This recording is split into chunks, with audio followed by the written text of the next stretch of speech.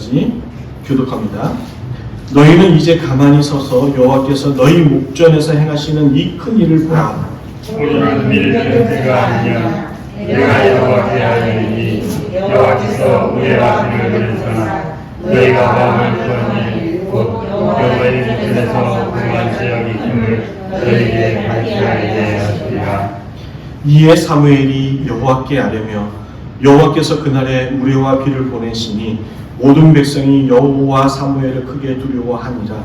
모든 백성이 사무엘에게 이르되 당신의 종들을 위하여 당신의 하나님 여호와께 기도하여 우리가 죽지 않게 하소서. 우리가 우리의 모든 죄의 마음을 구하는 악을 거하였나이다. 사무엘이 백성에게 이르되 두려워하지 말라. 너희가 과연 이 모든 악을 행하였으나 여호와를 따르는 데에서 돌아서지 말고 오직 너희의 마음을 다하여 여호와를 섬기라. 돌아서서 유익하기도 못하며 보완하지도 못하는 헛된 것을 하지 말라. 그들은 헛되니라. 한 목소리 있습니다. 여호와께서는 너희를 자기 백성으로 삼으신 것을 기뻐하셨으므로 여호와께서는 그의 계신 이름을 위해서라도 자기 백성을 버리지 아니하실 것이고. 아멘. 자, 오늘 이제 복음 시리즈 잘 마치고 다시 이제 사무엘 상의 이야기로 돌아왔습니다. 오늘의 말씀에 있어서 우리가 오늘 읽지는 않았지만은 먼저 3절 말씀을 읽고 오늘 이제 말씀을 이제 시작을 해보려고 합니다. 우리 3절. 내가 인간이 여호와와 그의 기름 부음을 받은 자로서 내게 대하여 전하라. 내가 누구의 손을 빼앗았느냐, 누구의 가리를 빼앗았느냐, 누구를 죽였느냐, 누구가 빼앗았느냐, 내 물을 피하게 하는 물을 누구의 손에서 가져오느냐. 그리하였으면 내가 그것을 너희에게 갚으라 하니. 네. 지금 이제 12장의 시작은 지금 이제 사무엘의 이제 고별 인사로 지금 시작을 하는 거예요. 그런데 그 고별사 이제 내용 중에 지금 여러분과 같이 읽었던 3절의 이제 내용이 들어있는 것이죠. 그런데 이런 고별사의 이 내용이 참으로 이제 독특한 거예요. 사무엘은 자신이 이스라엘을 맡아서 이제 다스렸던 그 기간에 자기가 이제 청렴했음을 지금 이제 만 백성들 앞에서 자랑하는 듯 보이는 이 말씀인 것이죠. 그런데 성경이, 여러분 제가 늘 말씀드리지만 성경이 기록했을 때는 의도가 있는 거예요. 그리고 사무엘이 이 말씀, 백성들 앞에서 자신의 업적을 이렇게 자랑하는 듯 보이는 이 말씀에도 역시 의도가 있는 것이죠. 대체로 사람들은 인생의 이제 마지막 자리에 이렇게 서게 됐을 때에 자신의 이제 업적을 과시하고자 자서전 같은 개인 기록물들을 후대에 남기기를 원합니다. 이처럼 사무엘도 개인의 업적을 후손들에게 자랑하고자 이와 같은 말을 했을까요? 그렇지 않아요. 제가 설교하면서 과거 우리 청년들에게도, 우리 여기 저한테 같이 배웠던 청년들이 있는데 청년들에게도 수시로 말씀드렸던 것이 있습니다. 저는 제 설교를 통해서 우리 말씀을 듣는 회중들이, 여러분들이 이와 같은 실력이 있었으면 좋겠습니다. 그것이 무엇이냐면 성경을 자기계발서처럼 읽지 않는 거예요. 그래서 저의 설교에는 성공주의나 번영주의 같은 설교를 하지 않을 겁니다. 그러한 세속적이고 왜곡된 복음을 전하는 일은 없을 것이죠.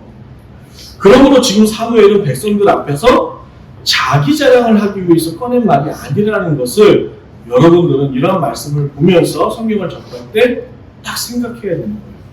우리는 이런 말씀을 보면서 나도 나중에 사무엘처럼 이런 사람이 되어야겠다. 물론 이런 사람이 되어야겠지만은 마치 자기의 과거의 업적과 자기가 이 땅 가운데 청렴했다라는 의의를 나타내기 위해서 쓴 글이 아니라는 것이죠.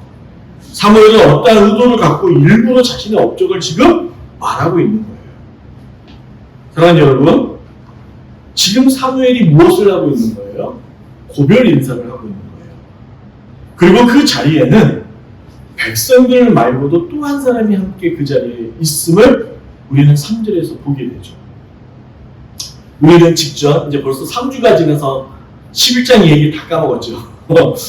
11장의 마지막 하반부의 이야기가 사울 왕의 즉위식이었습니다. 기억하시죠? 그리고 이게 텀이 있는 것이 아니라 바로 12장으로 이어져서 왕의 즉위식을 마치고 지금 사무엘이 백성들 앞에서 이제 왕에게 자리를 내어주고 자기는 이제 물러간다는 은퇴식, 바로 고별식을 지금 함께 거행하고 있는 것이죠. 따라서 그 자리에는 백성들 말고도 누구도 함께 있는 거죠? 사울 왕도 그 자리에 함께 있는 거예요. 3절 앞부분 말씀을 보세요. 내가 여기 있나니, 내가 누굽니까? 사무엘이죠. 여호와 앞과 그의 기름 부음 받은 자 앞에서 내게 대하여 증언하라. 여기서 기름 부음 받은 자가 누굽니까? 사울. 그렇죠. 사울 왕인 거예요. 사랑하는 여러분, 다시 말해 사무엘이 자신의 업적을 들먹인 이유가 있습니다. 권력을 가졌다 주는 그 무서움에 대해서 지금 사무엘이 사울 후배에게 지금 권면하는 거죠. 우회적으로 지금 가르치는 거예요. 그러므로 이런 거죠. 권력 잡은 너 사울아, 하나님 앞에 부끄럽지 않게 살아야 한다라고 지금 말씀하고 있는 거예요. 여러분, 다른 목회자가 되보니 부교육자로 있을 때보다 좋습니다. 좋아요. 일단 마음도 편하고, 이게 사람 눈치 안 보여요. 사람이라는 것은 이제 담임 목사님의 눈치를 안 보고 제 소신껏 목회를 할 수 있어서 좋은 거예요. 제가 뭐 제 멋대로 산다는 게 아니라 제가 소신껏 저와 안에 있는 목회 철학을 갖고 함께 나눌 수 있어서 너무 행복한 거죠. 제가 행복해 보입니까? 네. 그러면서 제 안에 꿈틀거리는 욕망이 하나가 있습니다. 그걸 무엇이냐면 권력을 취하고자 하는 욕망인 거예요. 하나님과 성도를 이용해서 담임 목사의 성공을 위한 수단으로 이용해 먹으려는 그 욕망과 마음이, 그런 불순한 마음이 제 마음에서 꿈틀거리는 거죠. 그래서 싸워 이겨야 되는 거죠. 여러분, 그렇게 제 마음에 이러한 것들이 타협이 되는 순간 제 설교가 변질이 되는 거예요. 그렇죠? 그래서 앞서 저는 성공주의나 번영주의나 기복주의적인 설교를 하지 않겠다라고 말하는 것은, 왜냐하면 이러한 설교가, 이러한 내용들이 성경에 없기 때문에 그래요.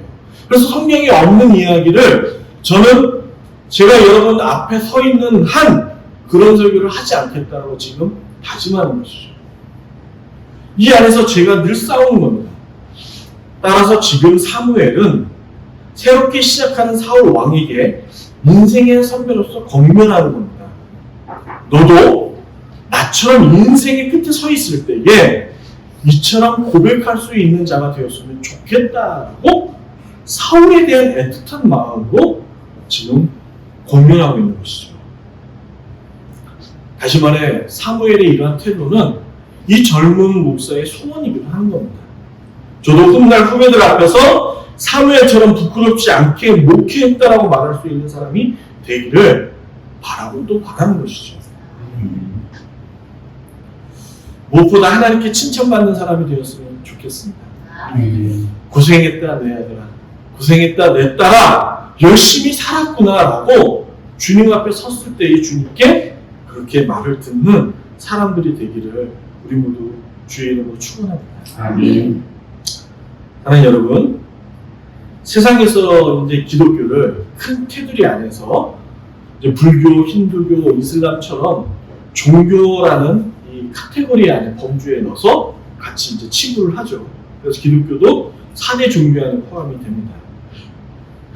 그런데 이제 우리 안에서 엄밀히 따지자면 기독교는 생명을 다루기에 이 종교라고 말하기에는 조금 부족함이 있는 이 표현인 거예요.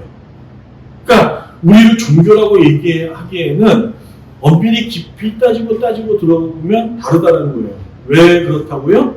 생명을 다루고 있기 때문에 그래요. 이게 무슨 말인가 하면 기독교는, 여러분 잘 들으세요, 신을 이용해서 자기 성장을 이루는 데 목적이 있지 않아요. 이게 기독교가 타 종교들과 다른 그 안에 깊이 숨겨져 있는 정신이자 세계관인 거죠. 오로지 창조주에 따라 사는 삶을 목표로 하는 것이 기독교예요. 할렐루야? 주님은 사람을 창조하시기 전에 이미 이 세상이 사람들에게 가장 적합하고 잘 살 수 있는 환경으로 완벽하게 만들어 주셨어요. 이게 창세기 1장의 이야기죠. 여러분 믿으십니까? 그런데 이 완전한 세상을 누가 변질시키고 타락시켰습니까? 사람들이 아니에요. 우리들이. 지금에 일어나는 이 자연사에 일어나는 환경 오염들이나 전쟁사들, 이 다 지금 누구의 원인입니까? 인간들의 사악한 마음에서 일어나는 것이죠. 그래서 여러분 영원한 존재가, 여러분과 제가 영원한 존재였던 우리가 영원하지 못한 식물이 된 거예요. 어떤 교회는 죄에 관련한 설교를 제일로 부담스러워한다고 해요. 따라서 성도들이 부담스러워하니까 죄에 관련한 설교를 지양해달라고 요구를 하는 교회도 있습니다. 그런데 여러분, 교회가 죄를 감추거나 공동체 안에서 좋은 게 좋은 일이라고 덮어버리는 순간 그 공동체는 패망의 길로 가는 지름길을 걷고 있는 것이죠. 이 사실을 깨달아야 돼요. 교회는 철저히 죄에 대해 예민해야 합니다. 그리고 날카로워야 해요.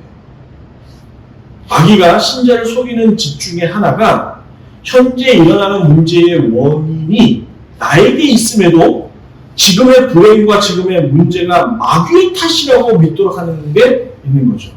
놀랍죠. 잘 들으세요. 분명 내 욕심과 불법으로 인해 발생한 일임에도 불구하고 원인이 내가 아닌 마귀의 방해로 지금 현재 내가 잘 풀리고 있지 않다라고 믿게 만드는 거예요. 그래서 이 믿음을 가지고 하나님 앞에 마귀는 회개치 못하도록 하는 것이죠. 이게 마귀의 전략입니다. 그러므로 지금 사무엘은 사울 왕에게 하나님 앞에서 어떠한 죄도 범하지 말아야 할 것을 설명하는 것이죠. 여러분 11절을 다 같이 한번 보시겠습니다. 11절입니다.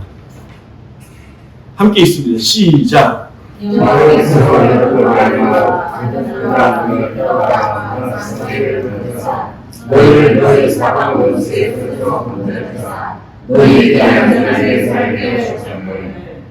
이어서 12절도 보시겠습니다. 제가 읽습니다. 너희가 암몬 자손의 왕 나하스가 너희를 치러옴을 보고 너희 하나님 여호와께서는 너희 왕이 되심에도 불구하고 너희가 내게 이르기를 아니라 우리를 다스릴 왕이 있어야 하겠다 하였도다. 앞서 계속 말씀드렸던 거죠. 이스라엘에는 단 한순간도 왕이 없었던 적이 없습니다. 왕이 계셨어요. 그래서 11절이 이 얘기예요. 너희들이 위험에 처해 있을 때마다, 문제가 있을 때마다 너희의 왕인 내가 나의 백성들을 불러, 나의 선지자를 불러, 사사를 불러 어떻게 했다고요? 모든 문제 해결해 주지 않았느냐. 그런데 문제가 반복되면 반복될수록 이들의 마음의 상태는 뭐예요? 우리에게도 보이는 왕, 보이는 권력을 달라고 요구하는 그들의 완악함을 지금 하나님께서 또다시 얘기하는 거예요. 여러분, 우리 하나님이 속이 좁아서 했던 말 또 하고 또 하는 게 아닌 거죠. 우리 하나님은 그런 분이 아닌 거예요. 전지하신 하나님은 부패한 우리를 너무도 잘 알기 때문에 이들이 자기를 배반하고 사망의 길로 갈 것을 아시는 주님께서 주의하라고 말씀하시는 거죠. 그래서 우리는 성경에 이런 말씀을 볼 때마다 다시금 나에게 적용할 수 있는 실력이 요구되는 거예요. 여러분, 마치 다 자란 성인이 된 자녀에게 부모가 출근길에 얘야 차 조심해라, 사람 조심해라 라고 말하는 것과 같은 것이죠. 그러하게 하나님은 사무엘의 입술을 통해 따끔하게 경고하시는 것입니다. 15절입니다. 이것도 한 목소리로 읽겠습니다. 15절 너희가 시작. 여호와는 여호와의 모습을 무시하니하고 여호와의 명령을 거역하면 여호와의 손이 너희의 자식을 치신 것 같이 너희를 치실 것이라. 계속해서 얘기하시는 거예요. 부모가 자녀에게 권면하듯이. 그러면서 16절 너희는 이제 가만히 서서 여호와께서 너희 목전에서 행하시는 큰 일을 보라. 다시 보라. 앞서 너희 조상들에게 행했던 그 기적의 이적의 하나님, 전능하신 그 하나님을 다시 보라 하고 얘기하는 거죠. 17절입니다. 오늘의 하이라이트죠. 오늘은 밀베는 때가 아니냐. 내가 여호와께 아뢰리니 여호와께서 우리와 비를 보내사 너희가 왕을 구하는 일, 곧 여호와의 목전에서 범한 죄악이 큼을 너에게 밝히 알게 하시니라. 여기서 오늘은 밀베는 때라 라고 표현되죠. 이 시간적 표현이 우리가 주목해야 돼요. 여러분, 자연의 섭리 가운데 천둥과 번개를 보는 일이 뭐 그리 대단한 일입니까? 그렇죠? 뭐가 그래요. 얼마든지 폭풍이 칠 수도 있는 거고 천둥 번개가 내리칠 수도 있는 거예요. 그런데 여기서 시간을 말하는 것은 하나님은 미를 추수하는 이 시기가 건기임을 나타내는 거예요. 건기. 그래서 이 시기는 우레와 비가 내릴 가능성이 적은 시기라는 것을 지금 저자가 독자들에게 보여주고 있는 거죠. 그러면서 하나님은 이러한 자연 질서를 거스르면서까지 이와 같은 일을 행하신 이유가 있는 거예요. 여전히 하나님은 이스라엘의 왕이시고 너희를 다스리는 전능하신 하나님이신 것을 지금 이 사건을 통해서 다시 보여주시는 거죠. 눈으로 보여주시는 거예요. 그래서 제가 앞서 말씀드렸죠. 하나님은 자기 백성들을 믿게 하는 데 있어서 먼저 야, 나 믿어 이렇게 얘기하지 않아요. 자기의 살아계심을 증거해 보세요. 이게 하나님이 말씀 통해서 우리에게 역사하시는 방법이거든요. 여러분, 지금 저의 가정이 좀 그런 것 같습니다. 여기가 이제 제가 말씀드렸듯이 이제 과거 제가 이제 군 생활했던 지역이 여기 검단 작계 지역이 여기 이제 작전 지역이라고. 그래서 제가 예전에 한 20여 년 전에 제대하면서 이곳을 향해서 오줌도 안 된다고 그랬거든요. 제가 그래서 여기 오겠다고 생각지 못했던 것이고 올 생각도 없었고 지나갈 생각도 없었던 것이 이 지역입니다. 그런데 주님은 전혀 생각지 못한 이곳으로 보내셨죠. 저를 보내셨어요. 그리고 현재 누구의 도움 없이는 단 하루도 살아갈 수 없도록 저희 가정을 가난하게 만드셨어요. 오직 주님만을 바라는 세상 바라보지 말고 사람 바라보지 말고 오직 주님만을 바라보고 살고 주께서 베풀어 주신 그 은혜 속에서 살아가라고 저에게 그러한 경험을 겪게 하시는 거죠. 여러분, 이런 현실에 대해 하나님의 기쁜 뜻을 저는 다 헤아릴 수는 없습니다. 이해할 수는 없습니다. 그러나 담임 목사로서 먼저 성도들에게 하나님의 살아계심과 그를 따르는 자를 하나님께서 지키시고 복주시며 다스리고 계심을 먼저 증명할 의무가 이 목사에게 있는 것이죠. 제가 인천조리교회 부임하기 전 저희의 스승 목사님께서 이러한 저에게 큰 말씀을, 당부의 말씀을 해주셨습니다. 이거예요. 담임 목사가 현 상황과 무관하게 행복한 목회를 성도들에게 보여주지 않으면 성도가 행복해질 수 없다. 여러분 행복하십니까? 여러분 저는 이제 행복한 목회를 하고 있는 것이고 그렇다는 거죠. 그와 같은 주옥 같은 말씀을 해주셨어요. 그래서 저희 스승 목사님이 말씀해 주신 것처럼 그렇게 목회하려고 노력하고 있습니다. 다시 본문으로 돌아가서요. 여러분 지금 본문을 읽는 우리가 지금 이 장면을 하나님의 인자한 모습으로 상상하면서 보시면 안 돼요. 이건 지금 하나님이 인자하게 내 백성을 이렇게 타이르는 이런 모습이 아니에요. 제가 조금 과장해서 인간들의 언어로 지금 하나님의 마음을 표현해 볼게요. 보세요. 지금 하나님은 엄청 짜증나고 투명한 어투로 이렇게 말씀하시는 거예요. 내가 니들 왕이랄게. 그러고는 한마디 더 붙이는 거죠. 언제까지 나를 의심할게요? 언제까지 나를 의심할게요? 이렇게 얘기하는 거예요. 외출하는 부모가 집에 있는 자녀에게 이렇게 말하는 겁니다. 얘들아, 엄마, 아빠가 돌아올 때까지 싸우지 말고 숙제하고 있어. 집에 오면서 치킨 사갖고 올게. 이렇게 얘기합니다. 그러면 간이 배 밖으로 나온 친구들을 제외하고는 어지간히 부모의 말에 순종하죠. 왜 그렇죠? 치킨 먹으려고. 네, 치킨 먹으려고. 다시 말해, 엄마, 아빠가 다시 집으로 돌아오기 때문에. 돌아오기 때문에. 이 말은 우리가 다시 오실 예수님을 믿지 못하기에 그의 말씀에 불순종하는 거 아니겠어요? 그러므로 여러분, 다시금 기억을 여러분 오늘 이 말씀 중에서 떠올려 보시길 바랍니다. 여러분이 어떻게 주님을 믿게 되었는지와 이후 우리의 삶을 인도하시는 주님을 기억해 보시기 바랍니다. 오늘 이 12장이 우리에게 이 말씀을 도전하는 거죠. 따라서 주님은 22절에서 우리에게 다음과 같이 약속하시는 거예요. 여호와께서는 너희를 자기 백성으로 삼으신 것을 기뻐하셨으므로 여호와께서는 그의 크신 이름을 위해서라도 자기 백성을 버리지 아니하실 것이요. 아멘? 우리에게 이렇게 약속하시는 거예요. 그러므로 여러분과 제가 해야 할 일이 있습니다. 해야 할 일이 있습니다. 변치 않는 믿음과 더불어 어떠한 상황에서도 주님을 따르며 살 수 있는 실력을 유지하기 위한 기도를 쉬지 않는 것이죠. 하나님의 명예를 위해 사는 민족으로서 변함없이 살겠다는 용기와 능력을 유지하는 기도를 우리는 지금 해야 되는 것입니다. 따라서 사로에는 우리에게 도전해 주죠. 은퇴하는 자리에서 왕과 백성들 앞에서 기도를 쉬는 죄를 결탄코 범하지 않겠다라고 약속하는 거예요. 23절입니다. 나는 너희를 위하여 기도하기를 쉬는 죄를 여호와 앞에 결탄코 범하지 아니하고 선하고 의로운 길을 너희에게 가르칠 것인지. 여기서 사무엘은 기도를 쉬는 것을 죄라고 표현했어요. 기도를 쉬는 거예요. 그런데 이 말을 우리가 어쩌다가 오늘 하루 기도를 빼먹었다고 해서 그것을 주님이 죄라고 지금 가르치는 것일까요?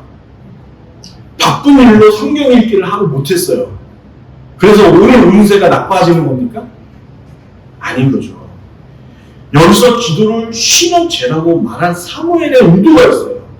우리가 앞서 지금 한나사부터 엘리의 가문과 사무엘이 세워지는 이 모든 과정을 통해서 배우는 지혜가 있죠. 여러분, 이 기도를 쉰다라는 이 표현은 기도의 필요성을 하나님의 백성이 알지 못하는 거예요. 찾지 않는 거죠. 하나님을 찾지 않는 사람을 가리켜서 기도를 쉬는 죄라고 표현한 거예요. 어떤 사람은 죽을 때까지 돈을 펑펑 써도 이게 남는 거예요. 그런 부자가 있습니다. 여러분도 부러우시죠? 저도 그랬으면 좋겠어요. 그래서 그는 보험의 필요성을 못 느끼는 겁니다. 돈으로 모든 게 다 해결되니까 보험이 필요 없는 것이죠. 성도들 가운데 이런 사람이 있어요. 교회 공동체 안에 있으나 하나님이 필요치 않는 거예요. 왜요? 얼마든지 자기 힘으로 이 세상을 살아갈 수 있다는 생각 속에서 살기 때문에 그렇죠. 사랑하는 여러분, 종교마다 각각의 이방 종교들마다 기도라는 종교 의식들이 다 있어요. 힌두교에도 있고 불교에도 있고 이슬람에도 있고 뭐 여러 모든 하루며 샤머니즘만 해도 기도라는 표현 속에서 각자 자기의 신들에게 기도하는 행위들을 다 하죠. 세레머니를 한답니다. 이방 종교를 따르는 사람들 또한 자신들의 방식대로 기도에 최선을 다하죠. 그러나 기독교에서 가르치는 기도는 이들 종교의 이 기도의 차원과는 다른 거예요. 우리가 한나의 기도에 통해서 배웠죠? 그리고 기도의 행위가 중요한 게 아니라 무엇이 중요하다고 했습니까? 기도의 내용이 중요하다고 했습니다. 이거 꼭 기억하죠. 어떤 기도의 내용을 담고 있느냐가 중요한 거죠. 기도를 열심히 한다고 해서 주님이 응답해 주시는 게 아니에요. 하루 3시간 이상 기도하면 하나님이 들어주시고 3시간 미만으로 기도하면 응답이 없다는 시기의 기도를 왜곡하여 전하는 자들의 목소리를 여러분 주의하셔야 돼요. 수험생들이 4시간 자면 합격하고 5시간 자면 떨어진다는 무슨 사단 오락 같은 말이 아니라는 거예요. 잘 들으세요. 기도란 인간의 뜻을 관철하기 위한 도구로서 주님이 주신 게 아니에요. 무기력한 우리가 무한한 능력이 하나님께 도움을 청하는 행위가 기도죠. 하나님 없이는 아무것도 할 수가 없으니 주님만 의지하며 살겠습니다 라는 신앙 고백이 담겨져 있는 행위가 기도인 거예요. 무릎 꿇는 그 행위 자체가 나는 하나님 없이는, 하나님의 도움 없이는 매 순간도 살아갈 수 없음을 시인하는 행위가 기도인 거예요. 이게 기도의 의미인 거죠. 그러므로 여러분과 제가 기도를 해야 하는 이유는 우리의 삶뿐만 아니라 가정과 교회 이 모든 게 하나님의 손에 달려있기 때문이에요. 하나님의 손에 달려있기 때문에. 하나님의 긍휼과 하나님의 자비와 하나님의 은혜의 베품 없이는 살아갈 수 없는 것이죠. 따라서 우리는 이 해를 맞이해서 그 어느 해보다 우리 기도가 풍성한 한 해가 되기를, 거듭날 수 있는 한 해가 되기를 우리는 기울여야 하는 거예요. 그렇게 될 수 있기를 주의 이름으로 축원합니다.